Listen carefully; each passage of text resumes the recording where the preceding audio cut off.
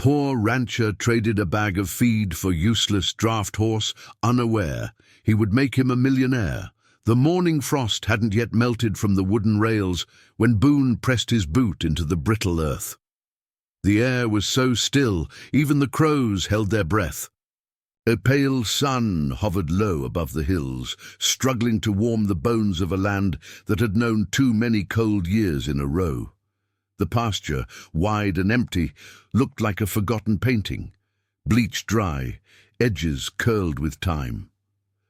Boone didn't speak much these days. Not to the hands, not to the neighbors, not even to the dog who used to follow him like a shadow. He just worked, always alone, always quiet. There was no one left to impress, and too many memories he didn't want to feed. He moved slow, like someone who wasn't in a rush to reach anywhere. His shoulders hunched more than they used to, not from age. Boone wasn't old, but from carrying too many things that couldn't be seen. On the fence post, a feed sack hung limply like a flag in surrender. It was all he had to offer. The wind made it rustle now and then, like it was asking if he was sure. He waited. Across the dry dirt road, a man emerged. Big coat, bigger mouth. He spat, chewing tobacco before he spoke. Behind him, tethered to a broken trailer, stood the horse. If you could call it that, its ribs pushed against its skin like protest. One eye clouded white, legs trembling with every shift of weight. It didn't lift its head.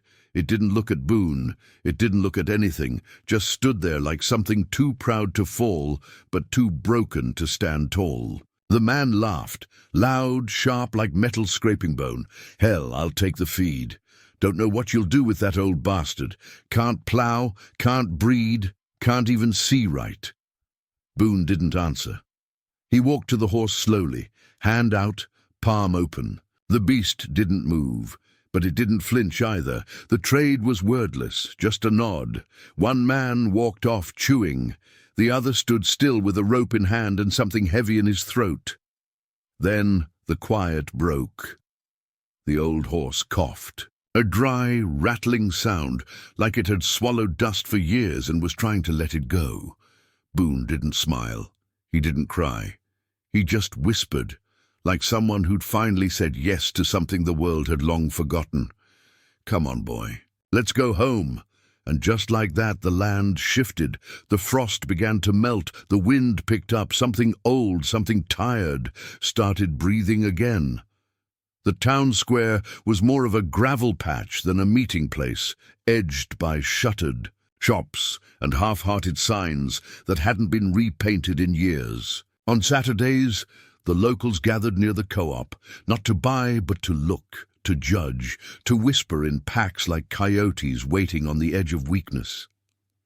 Boone arrived just before noon, dust on his boots, rope in hand, the draft horse walking slowly behind him. Heads turned. Conversations slowed.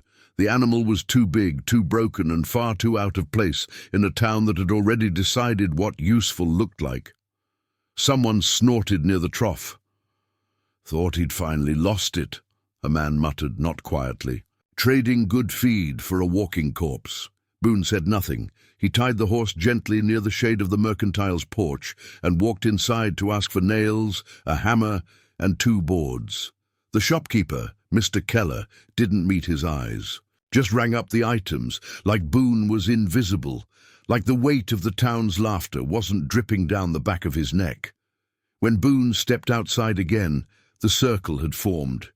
A semi-crowd, arms crossed, mouths half-curved in amusement. They didn't mean to be cruel. They just didn't care enough not to be. That's when she arrived, Pearl Weatherby, daughter of Judge Weatherby, sharp-tongued, sharp-dressed, and sharp-eyed. She stepped down from her polished truck like the town owed her a stage. Blonde hair perfect, red lipstick fresh, boots without a single scuff. She paused, looked Boone up and down like a stain on her porch. "Well," she said loudly enough for everyone to hear, "either you've gone senile, Boone, or you're collecting carcasses now." Someone chuckled. Someone else looked down. Pearl walked up to the horse, wrinkled her nose, and tapped its flank with her perfectly manicured nail. "The old beast didn't move. This thing's blind. Starved. Can't even swat a fly. What are you going to do, Boone? Put it in a museum? Boone didn't respond. He just stood there, quiet as weathered stone, hand on the rope. Pearl turned to the crowd.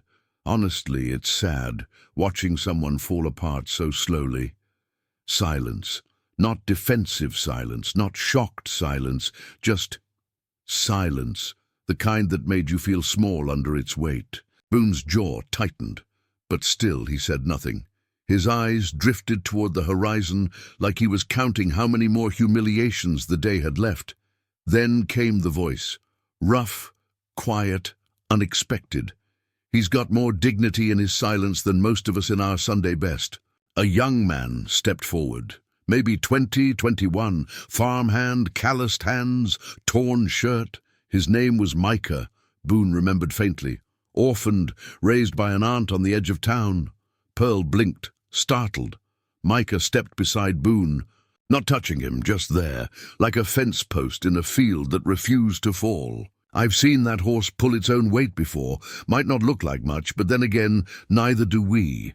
Pearl opened her mouth, then thought better of it.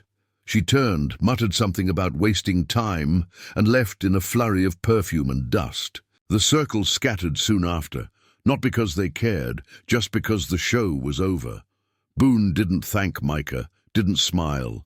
He just gave a slow, steady nod, and in that nod, something shifted. Not in the town, but in Boone. Like the weight had been shared, if only for a moment. The hills behind Boone's land rolled quiet and grey beneath the dying light. Smoke drifted from his chimney, like a tired sigh. He'd been splitting logs when the stranger arrived. No knock, no engine hum, just the faint crunch of boots on gravel and the creak of the gate that hadn't sung in years. Boone straightened, axe still in hand. The man walking toward him wasn't local, younger, taller, built like someone who'd survived something and didn't brag about it. His jacket was worn but clean, his eyes sun-dark, unreadable. He stopped 5 paces away. "Name's Elijah," he said simply, voice low, steady. "Heard you took in a draft." Boone's brow furrowed. He glanced past the man, toward the pasture where the horse stood beneath the half-collapsed shed, ribs like ridges of a forgotten mountain. "I don't need help," Boone replied, not harshly, "just tired." Elijah didn't argue, just looked at the shed. "Storm's coming," he said. "That roof won't hold." Boone didn't nod, didn't speak, but he handed Elijah the other end of the plank he was lifting, and without another word, they began. Hours passed. The sky bruised itself purple. Rain started slow, like it was asking permission. The wind picked up just enough to remind them winter hadn't left for good. They worked in silence, not awkward, but heavy. Boards hammered, nails driven, rope pulled tight. At one point, Boone watched as Elijah gently untangled the tarp that had snagged in a bramble, folding it instead of tearing it loose. By the time the last beam was set, the pasture was soaked and their coats were stiff with cold. Boone looked at the rebuilt shelter. Simple, crooked but whole. He didn't say thank you. He handed Elijah a chipped mug of black coffee inside the cabin. They sat across from each other near the fire, steam rising between them like smoke signals from 2 far-off worlds. Then came the moment. Boone rose to check the pot hanging over the flame. The horse, too weak to whinny, let out a low, rasping breath from outside. Elijah stood without being asked, grabbed the old army blanket from the back of the chair, and stepped into the rain. Boone watched through the cracked window. Elijah draped the blanket over the horse's spine, slow, careful, like he wasn't just covering bones, but honoring something. He didn't pet the animal, didn't speak to it. He just stood beside it, hand resting on its withers, letting the rain soak them both. Something about that stillness, the way Elijah didn't flinch from the cold, didn't demand to be seen, sank deep into Boone's chest.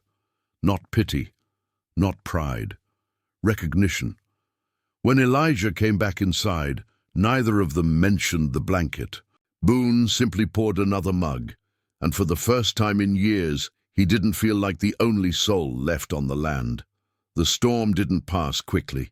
It camped over the hills like it had nowhere else to be, rain tapping the tin roof in slow, persistent rhythm, wind pressing against the windows like a restless ghost. Boone and Elijah said little. They didn't need to. Their days found rhythm in tasks, not talk. Each morning began in silence. Boone would stoke the fire while Elijah poured coffee. One would mend the broken hinge on the barn door while the other replaced cracked glass on the lantern. No orders, no plans, just motion, purpose, quiet understanding, the kind that doesn't need to be spoken to be respected. The horse, who Boone had started calling Dusty without saying it aloud, grew steadier each day. Elijah fed him soaked oats by hand, sitting cross-legged in the mud without complaint. Boone noticed how gently he moved around the animal, like he understood something most folks forgot. Broken things don't heal through force, but through patience.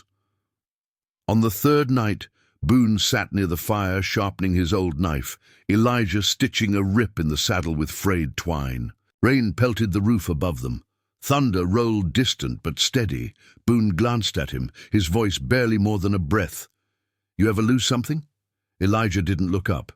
He pulled the thread tight, tied it off, then set the saddle down. "Everyone does," he said quietly. "Some folks just carry it better." Boone didn't reply, but his shoulders eased, not relaxed, just less braced. That night Boone cooked for two, just stew, rough and salty, but hot. He placed the bowl in front of Elijah without ceremony. Elijah nodded once. They ate in silence, spoons scraping tin, fire crackling low. In those days, the cabin became less of a shelter and more of a confession booth built from wood and ash. They shared no stories, yet revealed more than words could. Boone caught Elijah watching the horizon each evening, like waiting for something that would never come. Elijah, in turn, watched Boone with quiet respect, the way he held Dusty's lead rope like it was a lifeline, not just leather. One morning, Boone cut his hand fixing the gate. Deep slice across the palm. He tried to wave it off, but Elijah took his wrist firmly, pulled him to the porch, and cleaned it with moonshine and cloth torn from his own sleeve. Boone winced once. Elijah didn't flinch. Their eyes met just for a second. No thanks. No words, just the understanding of men who knew pain and how much quieter healing could be. By the sixth day, the storm had begun to break. Light pushed through the clouds, like a promise it didn't yet know how to keep. The fields were still wet but softer. The cabin no longer felt like exile. It felt like pause, like breath. That evening, Boone found Elijah oiling the old harness in the barn. He stood in the doorway for a long while, arms folded, watching him work. Dusty stood nearby, stronger now, his coat darker with health, eyes clearer. Boone spoke without thinking. "Why are you still here?" Elijah didn't stop moving, just looked up half smiling as he wiped grease off his fingers. "Because something here's worth staying for." He didn't say what, and Boone didn't ask. But that night, when Boone poured 2 cups of coffee, he added sugar to Elijah's. Without being told, the rain had stopped, but it left behind a silence thick as wool. Mornings came with frost on the windows and the smell of damp earth clinging to the porch. Boone found himself waking before the rooster, not out of habit, but anticipation, for work, for breath, for something to keep the ache from settling in. Dusty was walking steadier now. His steps had rhythm. Muscle was returning to his frame, like someone sketching life back into a faded photograph. Boone and Elijah took turns walking him along the fence line, rebuilding his strength with each quiet lap. Then came the letter, folded in half, stuffed in the rusted mailbox like a ghost, wearing the skin of paper. The envelope was blank, but Boone knew who it was from even before he touched it. His name printed in cold ink, no return address. He read it once. Then again, property line. 3 missed tax payments. Final notice. They were calling it in. Judge Weatherby's court, no doubt. The same court where Pearl whispered louder than truth. Boone's hand trembled. Not with fear, but fury. The quiet kind that doesn't shout, just tightens its grip and swallows hard. He didn't tell Elijah at first. Just went back to mending the fence with more force than necessary. But Elijah noticed the nail bent under his fist. Noticed the way Boone's jaw clenched even in sleep. What happened? he finally asked, voice low, like he already knew. Boone handed him the letter, sat down on the porch step, shoulders slumped under a sky that refused to offer light. I've got 30 days. Then they take it. Elijah didn't curse, didn't spit. He just folded the letter, placed it on the porch rail, and stared at the fields like trying to remember if hope ever grew there. That evening, Pearl arrived. Her truck tore through the gravel like it owned the land. She stepped out in heels too clean for mud, holding a clipboard and a crooked smile. "Well," she said, eyeing Dusty, "didn't think you'd still be here. Boone, or that thing still standing." Boone stood still. Elijah stood beside him. Pearl didn't flinch. She never had to. "See, Daddy's court will process this in under a month. So unless you've got some miracle tucked under that horse's tail, I'd start packing." Boone didn't blink, didn't speak. Pearl took a step closer, her voice syrup-sweet and sharp beneath. "I'll even buy it back from you, out of pity." Then she turned to leave, smirking like she'd carved the final blow with elegance. But Boone called out, not loud, not angry, "Tell your father I won't be moved." Pearl paused mid-step. "Excuse me?" Boone stepped forward, not with pride but resolve. Dusty stood behind him, calm and breathing strong. "I'll pay it. Not with pity. Not with your money. Mine." Pearl laughed, a harsh thing. "You think that skeleton can earn you enough to save this dump?" Boone looked at Elijah, then back to her. "No, I know he can," and that was it. She left in a storm of dust and perfume. No threats, no apologies. That night, Boone and Elijah sat in the barn. The fire was low. Dusty lay in the straw, head resting near Boone's boot. "We don't run," Boone said quietly. "We finish what we started." Elijah didn't respond, but in that moment, when everything could have crumbled, something stood instead, and it wasn't just the roof. The county fairgrounds hadn't seen real excitement in years. What used to be a proud showcase of strong stock and honest work had turned into a faded ritual, mostly politics and pretense, with more booths selling pie than horses worth betting on. But that year, whispers spread about a broken draft horse, about a man too quiet to beg and too proud to leave. Boone didn't plan a spectacle. He signed Dusty's name in fine ink on the competition board, underneath categories he had no business entering. Heavy pull, precision drag, timber haul. Pearl was there, of course, lipstick sharp, arms crossed, standing next to her father, Judge Weatherby, tall, stern, and cold as a gavel. They watched from the shaded box, amused. Boone stood beside Dusty in the warm-up ring. Elijah adjusted the harness, checking every strap like he was wrapping memory in armor. Dusty pawed the ground, not nervously, but ready, as if the years hadn't broken him, but prepared him for something no one else could carry. When they called his name, Boone didn't flinch. He walked Dusty into the center of the arena. The crowd shifted, murmured, some laughed. The announcer hesitated before reading the entry, unsure if it was a joke. Boone gave no speech. He simply stood beside the horse, whispered something inaudible, then stepped back. The sled, loaded with stone, iron sandbags, waited. Dusty lowered his head. The crowd hushed, almost unconsciously. Then he pulled. It wasn't fast. It wasn't pretty. But the chains held, the wheels groaned, and inch by inch the impossible moved. Boone didn't cheer. Elijah didn't blink. People stood, not clapping, not shouting, just watching, because something about it felt sacred. Not a comeback, not defiance, but proof. When the final marker was passed, Boone stepped forward and unhooked the chains. Dusty stood tall, foam at his mouth, sweat on his sides, but unbroken. The silence was heavy, not awkward, but reverent. Then Judge Weatherby rose. He descended from the box slowly, boots crunching on gravel. Pearl followed, her expression unreadable. Boone met him halfway. Calm. The judge looked from Boone to Dusty, then to the ledger held by the announcer. He passed the full mark, the announcer said, still stunned. Not just passed. Outpulled every horse in the line. Weatherby said nothing. Then quietly he extended the deed, the one Boone had lost. Folded once, stamped with red ink. Boone didn't reach for it. "Why?" he asked. Weatherby's voice cracked, just slightly. "Because I judged wrong." No applause followed. No cameras flashed, just a quiet breeze curling through the crowd. Pearl looked away, her jaw tight, eyes glistening for just a second. Boone took the paper, folded it, slid it into his coat without ceremony. He turned to Dusty, placed a steady hand on his neck and whispered, "They'll remember now." That was all. The crowd parted without being asked. Some nodded. Some bowed their heads. No one laughed.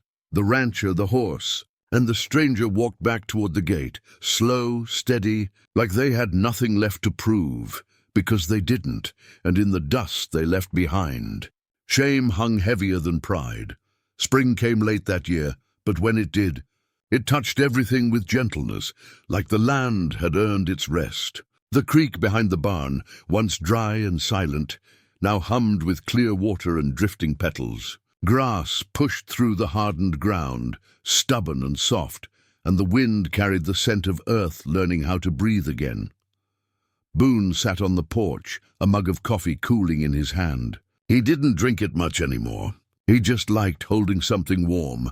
Dusty grazed slow in the pasture, coat shining with health, legs sure beneath him. A few townsfolk still passed by the old ranch gate now and then, not to mock but to look, to nod, sometimes to ask if Boone might train their horses too. He never answered quick. He liked to let silence speak first. Elijah had stayed, not as a guest, not as help, but as someone who understood the rhythm of stillness. They didn't share plans, just chores, a roof, and the kind of company that didn't need filling. Boone no longer checked the mailbox with dread. The debts were gone, paid with prize money, with commissions, with quiet respect earned over time. Not loudly, not all at once, but steadily, like a beam being rebuilt beneath an old house. The town never apologized. But it changed. People stopped laughing, started listening. Even Pearl once had driven by, her window rolled down, lips parted, like she had something to say. But Boone had just tipped his hat and walked on, and that somehow was enough. One morning, Boone walked into the pasture alone, the frost cracking under his boots. Dusty walked to him without rope, without call. Boone pressed his forehead to the horses and closed his eyes.